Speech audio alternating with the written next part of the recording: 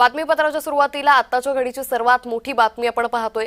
राज्य निवडणूक आयोगाची आज पत्रकार परिषद होणार आहे। दुपारी 4 वाजता ही पत्रकार परिषद होणार आहे। महापालिका निवडणुकांची घोषणा होण्याची शक्यता आहे। राज्य निवडणूक आयोगाची आज पत्रकार परिषद होणार आहे। सायंकाळी 4 वाजता सह्याद्री अतिथीगृह इथं ही पत्रकार परिषद होणार आहे। महानगरपालिका निवडणुकांसंदर्भात निवडणूक आयोगाकडून आज घोषणा होणार का याकडे लक्ष लागलंय।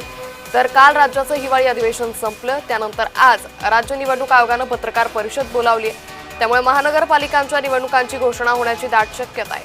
त्यामुळे राज्यात आजपासूनच आचारसंहिता लागणार की काय हे राज्य निवडणूक आयोगाच्या पत्रकार परिषदेनंतरच समोर येईल।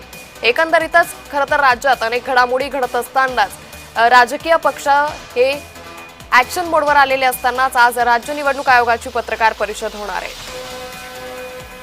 या संदर्भात अधिक माहिती घेऊयात आमच्या प्रतिनिधी ज्योत्सना गंगणे यांच्याकडून। ज्योत्सना, राज्य निवडणूक आयोगाची पत्रकार परिषद, आज काय मोठी घोषणा होण्याची शक्यता आहे? अगदी बरोबर आहे अंकिता। राज्यामध्ये स्थानिक स्वराज्य संस्थेच्या 2 महत्त्वाच्या निवडणुका ज्या आहेत त्या अद्यापही बाकी आहेत। ते म्हणजे एक आहे महानगरपालिकांच्या निवडणुका आणि दुसरी म्हणजे आहे ते जिल्हा परिषदांच्या निवडणुका। नगरपंचायतीच्या निवडणुका जरी पार पडल्या असेल तरी ज्या जिल्हा परिषदेच्या निवडणुका आणि महानगरपालिकेच्या निवडणुकांच्या बाबत जे आहे ते राज्य निवडणूक आयोगाला 31 जानेवारी 2026च्या आधी ज्या आहेत त्या निवडणुका घ्यायच्या आहेत। त्याचं कारण असं की सुप्रीम कोर्टाने निवडणूक आयोगाला या सूचना दिलेल्या आहेत की 31 जानेवारी 2026च्या आधी महाराष्ट्रातील ज्या स्थानिक स्वराज्य संस्थेच्या निवडणुका आहेत त्या पार पडल्या पाहिजेत। याचाच अर्थ असा आहे की अत्यंत कमी वेळ जी आहे ती निवडणूक आयोगासमोर आहे।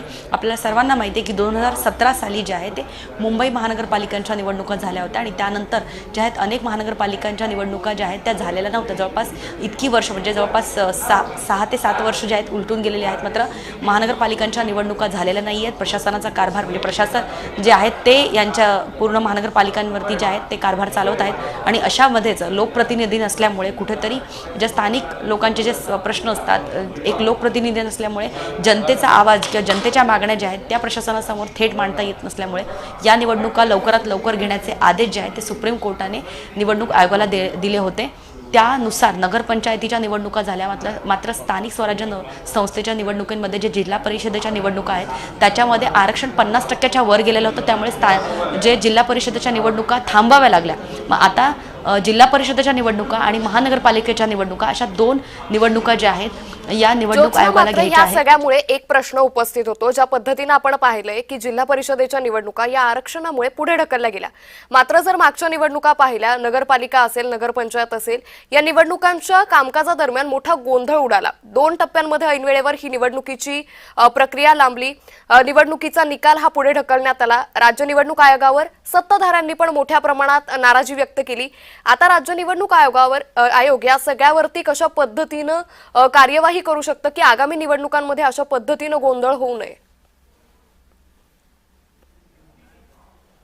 अगदी बरोबर आहे। निवडणूक आयोगाचे वाभाडे जे आहेत ते विरोधकांनी जे आहेत ते मतदार यादी किती करप्ट आहे हे पुराव्यासकट दाखवलंच होतं। मात्र मतदान घेताना सुद्धा म्हणजे वोटिंगच्या दिवशी सुद्धा अनेक सारे त्यांचा जो कारभार आहे जो विचित्र पद्धतीने चालला तो सुद्धा अनेक व्हिडिओच्या माध्यमातून अंकिता आपण जनतेसमोर मांडलेला आहे।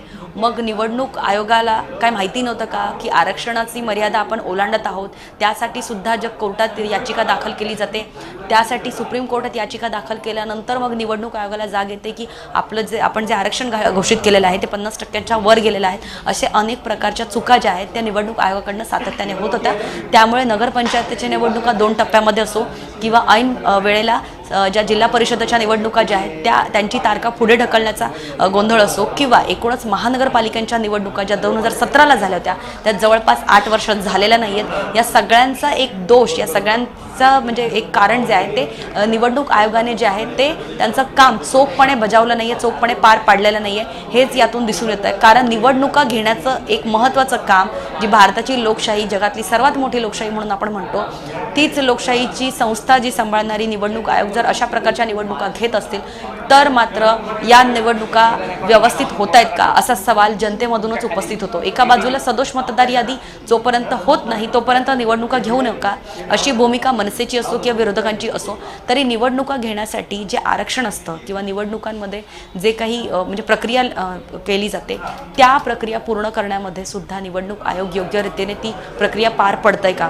नगरपंचायतीच्या वेळेस 2 टप्प्यामध्ये निवडणूक होणं किंवा जिल्हा परिषदेच्या वेळेस निवडणुकांच्या तारखा अचानकपणे पुढे त्यांना ढकलावी लागली आणि त्यानंतर आता पुन्हा सुप्रीम कोर्टाने दिलेल्या आदेशानुसार 31 जानेवारी 2026च्या आधी मग आरक्षणाचा मुद्दा असो किंवा मग आता आपण बघतोय की जे 2 टप्प्यात घेणारे का 3 टप्प्यात घेणारे अशा प्रकारची घोषणा असो, याच्यामुळे आचारसंहितेच्या तारखा जरी डिक्लेअर झाला तरी राज्य निवडणूक आयोग किंवा एकूणच केंद्रीय निवडणूक आयोग जे आहे ती संपूर्णपणे ही प्रक्रिया पार पडण्यासाठी त्यांच्याकडे संपूर्ण त्यांची यंत्रणा सक्षम आहे का असा सवाल उपस्थित होत आहे. खास करून अशा वेळेस ज्यावेळेस विरोधक जे आहेत ते त्यांच्यासमोर पुरावे मांडतायत, अशा वेळेस ज्यावेळेस दुबार मतदार असो किंवा अनेक प्रकारचे बूथ कॅप्चरिंगचे व्हिडिओ असो किंवा आपण बघितलं नगरपंचायतीच्या वेळेस सुद्धा बोगस मतदार जे आहेत ते विरोधकांनी पकडून दिले होते. इतकंच नव्हे तर सत्ताधाऱ्यातले आमदार जे आहेत ते अक्षरशः काही वृद्ध लोकांना हाताशी धरून जे आहे मतदान कोणाला करायचं कसं करायचं असं सुद्धा सांगत होते. त्यामुळे याच्यावरती